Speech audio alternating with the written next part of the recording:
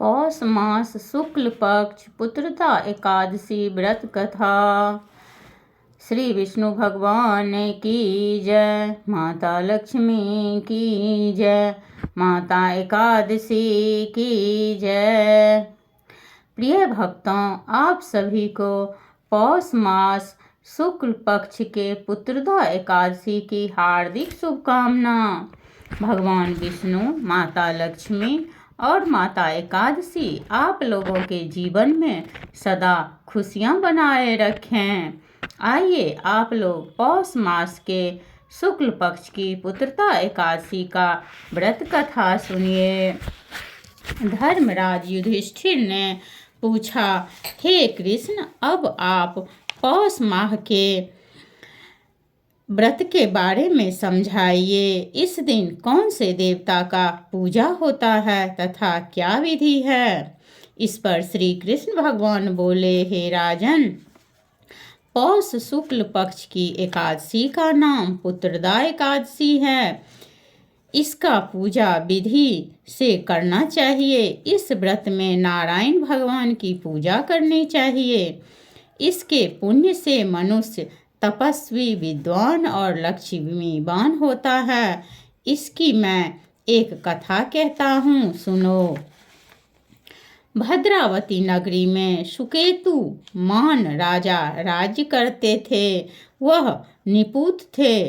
उनकी स्त्री का नाम सैव्या था। वह सदैव निपुती होने के कारण चिंतित रहती थी।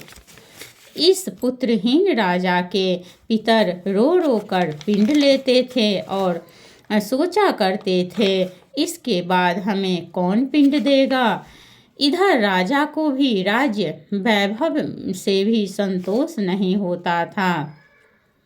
इसका एकमात्र कारण पुत्रहीन होना था। वह विचार करता था कि मेरे मरने पर मुझे कौन पिंड देगा। बिना पुत्र के पितरों और देवताओं से उऋण नहीं हो सकते। जिस घर में पुत्र ना हो वहाँ सदैव अंधेरा ही रहता है। इसलिए मुझे पुत्र की उत्पत्ति के लिए प्रयत्न करना चाहिए। पूर्व जन्म के कर्मों से ही इस जन्म में पुत्र, धन आदि मिलते हैं। इस तरह राजा रात दिन इसी चिंता में लगा रहता। एक दिन राजा ने अपना शरीर त्याग देने की सोची, परंतु विचार करने लगा कि आत्मघात करना तो महापाप है। राजा इस तरह मन में विचार कर एक दिन छिपकर वन में चले गए। राजा घोड़े पर सवार होकर वन में पक्षियों और वृक्षों को देखने लगे। हाथी अपने बच्चे और हथिनियों के साथ बीच में घूम रहे थे। राजा सोच विचार में लग गए। राजा प्यास के कारण अत्यंत बेचैन होने लगे और पानी की तलाश में आगे बढ़े। कुछ ही आगे जाने पर उन्हें एक सरोवर मिला। उस सरोवर के चारों तरफ मुनियों के आश्रम बने थे। उस समय राजा के दाहिने अंग फड़फड़ाने लगे। राजा मन में प्रसन्न होकर सरोवर के किनारे बैठे हुए मुनियों को देखकर घोड़े से उतरकर दंडवत करके सन्मुख बैठ गए। राजा को देखकर मुनीश्वर बोले कि हे राजन, हम तुमसे अत्यंत प्रसन्न हैं। तुम इस जगह कैसे आए हो, सो कहो।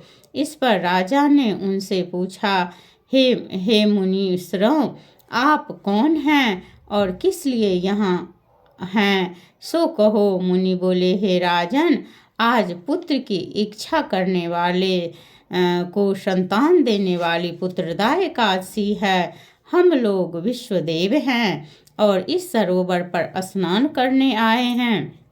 इस पर राजा बोला, हे मुनीश्वर, मेरे भी कोई पुत्र नहीं हैं।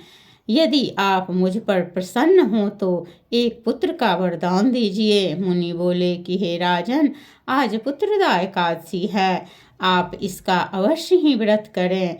भगवान की कृपा से आपके अवश्य ही पुत्र होंगे। मुनि के वचनों के अनुसार राजा ने एकादशी का व्रत किया और द्वादशी को पारायण किया और मुनियों को प्रणाम करके अंत में अपने महल को वापस गए। अंत में रानी ने गर्भ धारण किया और 9 माह के पश्चात उसने एक पुत्र रत्न को जन्म दिया। वह राजकुमार अत्यंत सुंदर, अत्यंत वीर, धनवान, यशस्वी और प्रजापालक हुआ। श्री कृष्ण भगवान बोले कि हे राजन, पुत्र प्राप्ति के लिए पुत्रदा एकादशी का व्रत करना चाहिए। जो मनुष्य इसका महात्म सुनते हैं, वह पढ़ते हैं, उनको स्वर्ग मिलता है। जय श्री हरि, जय श्रीमन नारायण, जय लक्ष्मी नारायण भगवान की जय। श्रीमन नारायण नारायण नारायण, लक्ष्मी नारायण नारायण नारायण, बद्री नारायण नारायण नारायण, श्रीमन नारायण नारायण नारायण। जय श्री हरि, जय लक्ष्मी नारायण भगवान की जय। माता लक्ष्मी की जय, माता एकादशी की जय।